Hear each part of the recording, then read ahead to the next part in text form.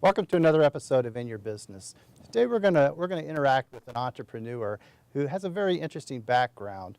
And what I really enjoy about entrepreneurship is we get them from all different areas. And today we're going to speak with an entrepreneur that's in the entertainment business.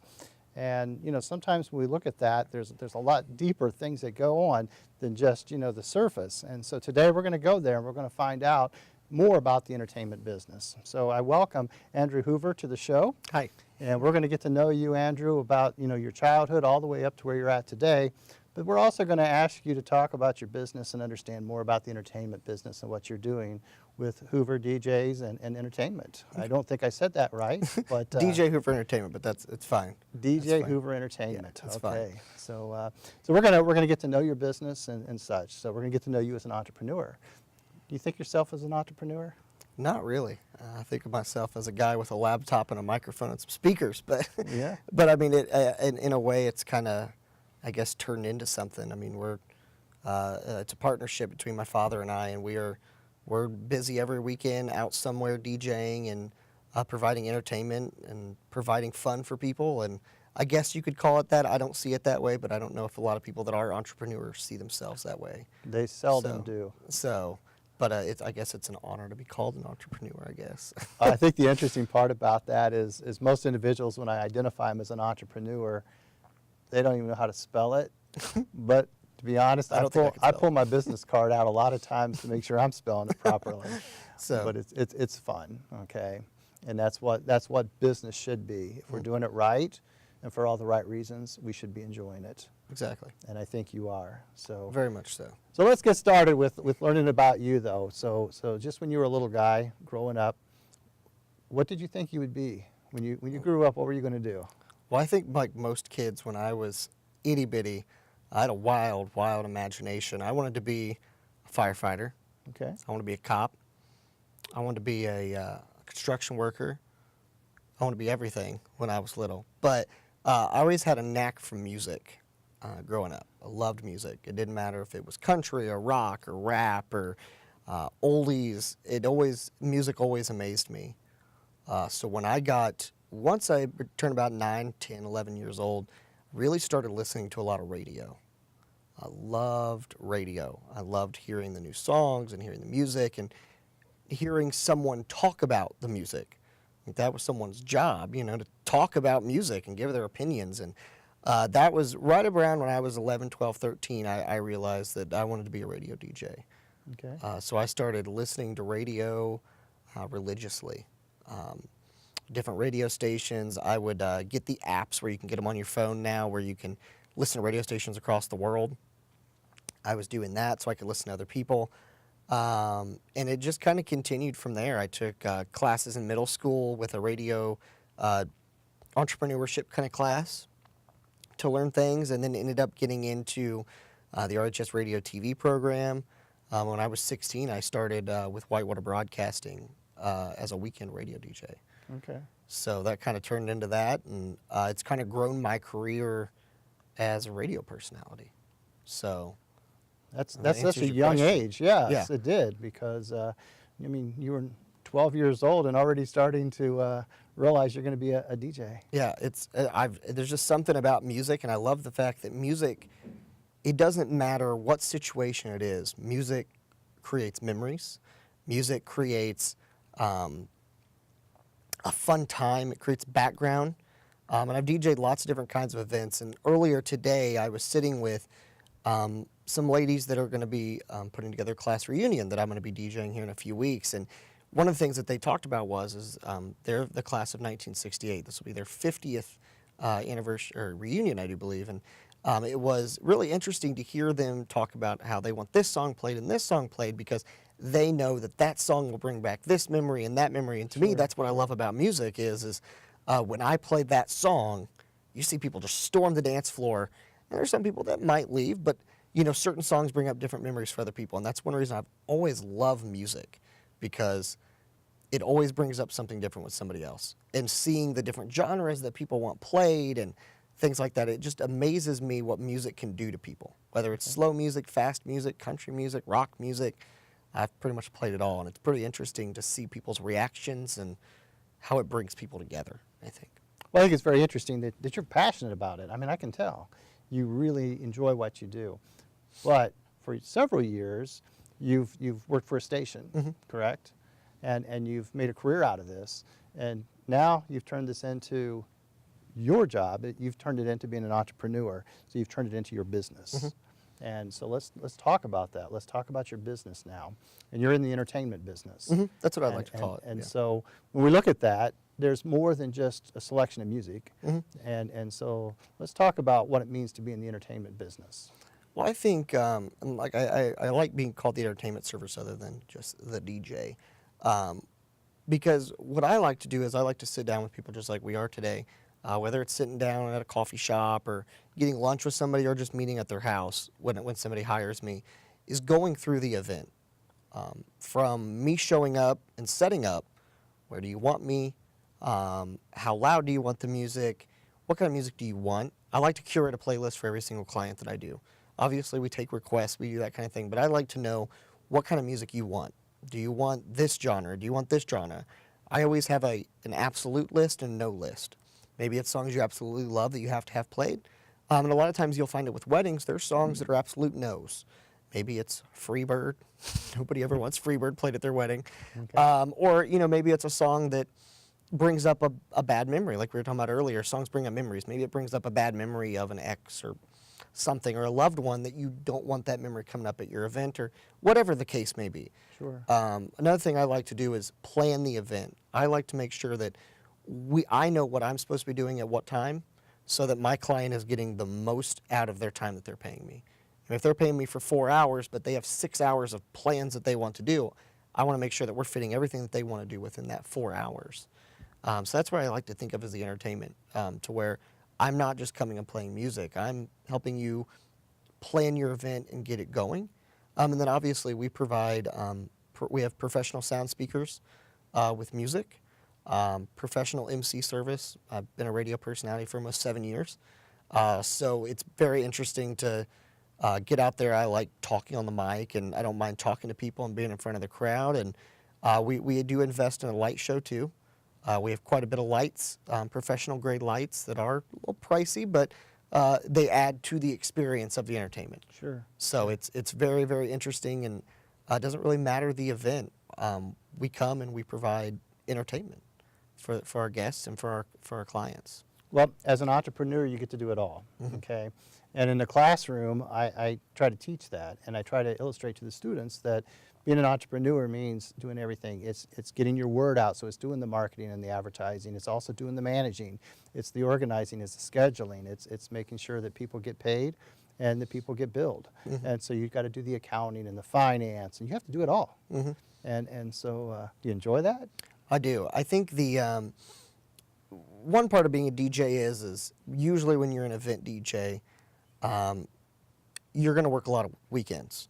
Okay. A lot of people don't throw big old parties on Tuesdays and Wednesdays.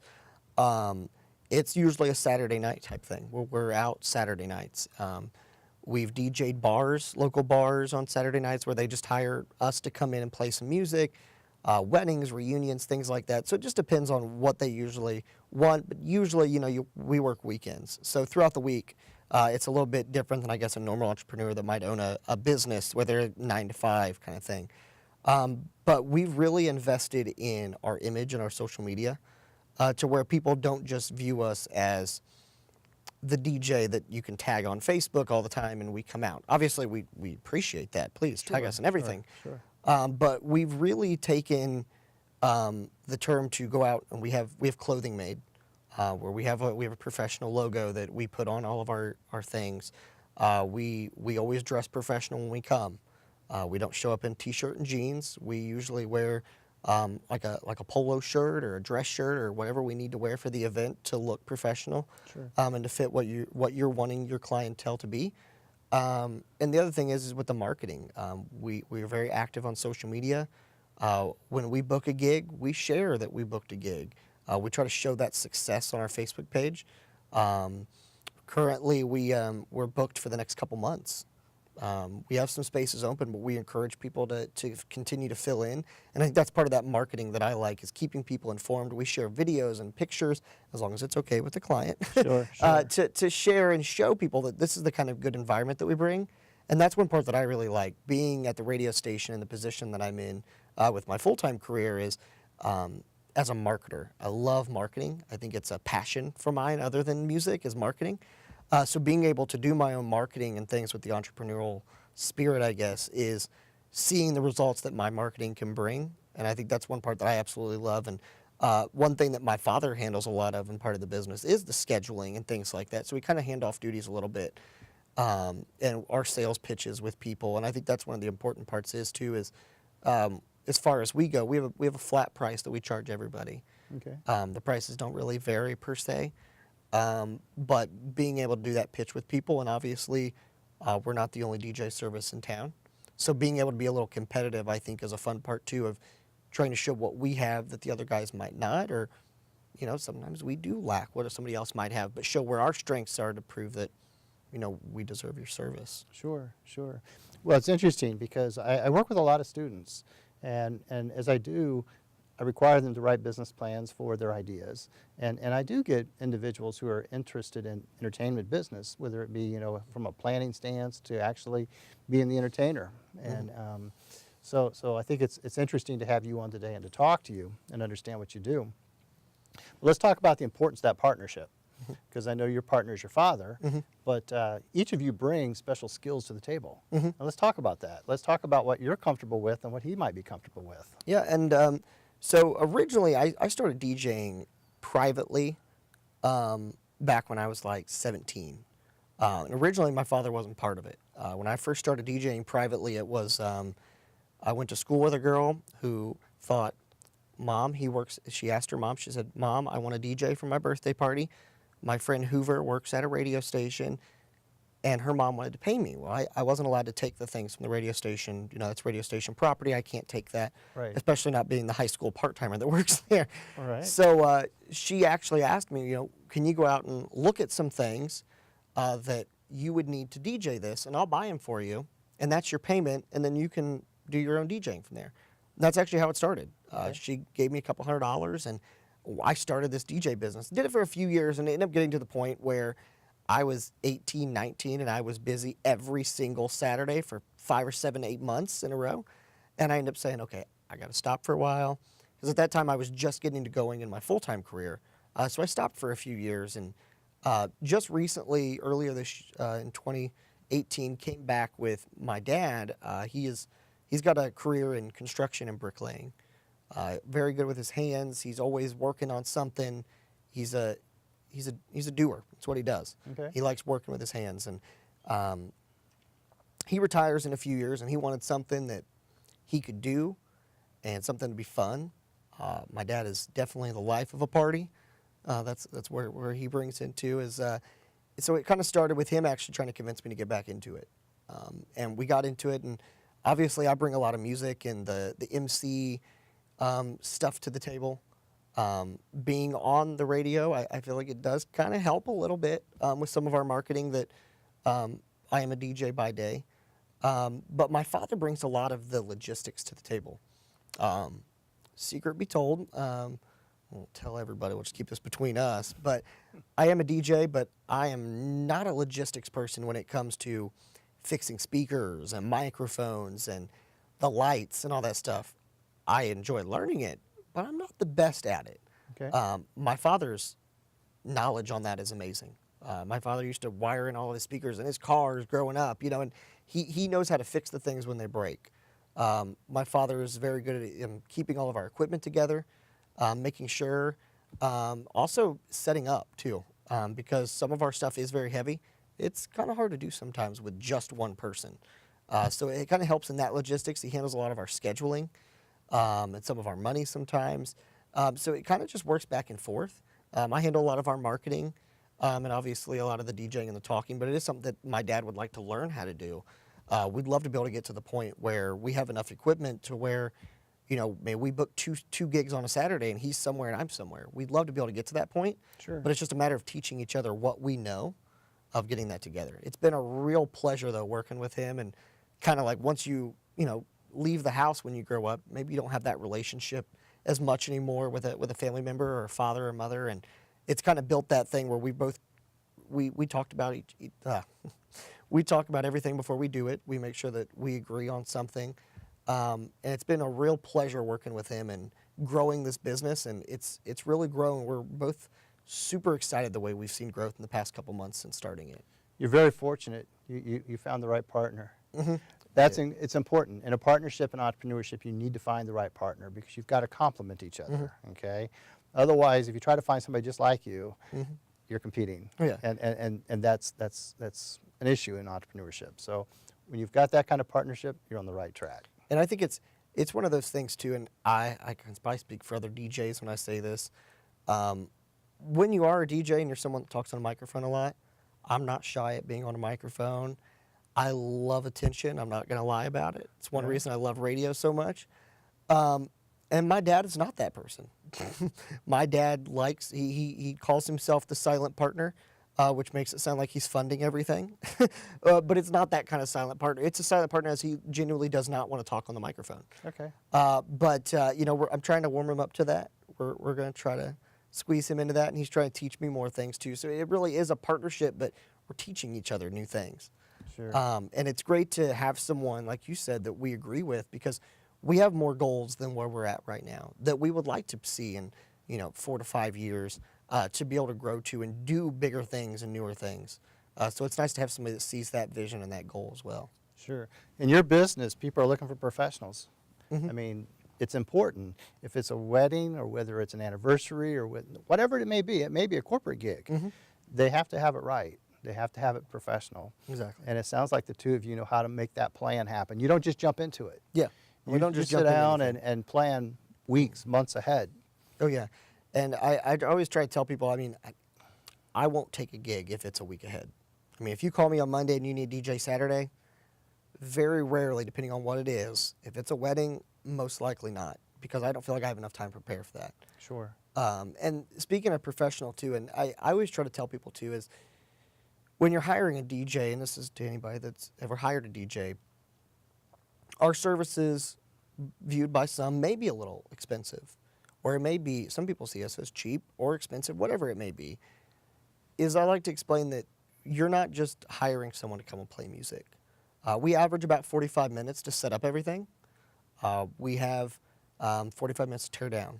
We don't charge in our business. We don't charge for setup and tear down. Some DJs might. We don't. I don't see why I should charge you for me setting up, in my mind. But some of the other things is obviously keeping up our speakers, and keeping up our equipment. It does cost. It is hopefully sometimes it's a relatively good business to get into, because you don't have a whole lot of costs. Once you buy your potential equipment, you hope that it keeps up, but sometimes you got to do repairs. But I think that when I try to tell people, when people say that we're expensive, is you pay what you get what you pay for. And I've had people before tell me that you cost too much, or I wouldn't pay that much for a DJ. But I think that, and we're not expensive, by the way. Anybody that wants a price can call me. I guarantee it. We're much cheaper than most people in town. But it's the fact of, like I said, you get what you pay for. Sure. We're not just coming and hitting shuffle on our laptop and allowing you to just dance or take requests all the time. Like you said, I put in time to it. I usually try to sit down, and once I book a gig and we talk about what kind of music they want, I usually put in my headphones and I spend 2 or 3 hours putting together a playlist that I think is right for that time. And then it's actually sorting through that music mentally or physically with a pen and paper of what songs I think should play at this time, what songs should play at this time. And then once you're actually there, all that goes out the window, because you may have where they want to be a slow moment and you want to slow down the music, but then Cousin Eddie at your wedding comes up and he wants to hear this song, and then everything just speeds up, and it's very play by the ear. It's a very interesting business to get into, and I like to, like you said, pull that to people, that it is that professionalism, but we have to play it by ear a lot. Yeah, you have to be flexible. So, and that's the fun part about DJing, though, is you never know. And sometimes too, as it happens with us, is we do play songs sometimes that people love. You know, you play multiple songs back to back to back, and everybody's been at a club or a bar or at a party where this has happened, where it's song after song after song, everybody's dancing. And then the DJ plays a song that everybody goes, what is that? It has happened. And you have to come back from that. So it's very interesting to play that part too, but you have to keep it professional and not say, I messed up, and stop the song. You own up to your mistake and you play the song through, and then you come back with an even better one. Sure. So we try to keep that professional, keep a positive vibe going. And I think one of the other things too I like to keep professional too is I always ask people, do you want vulgar music or no vulgar music?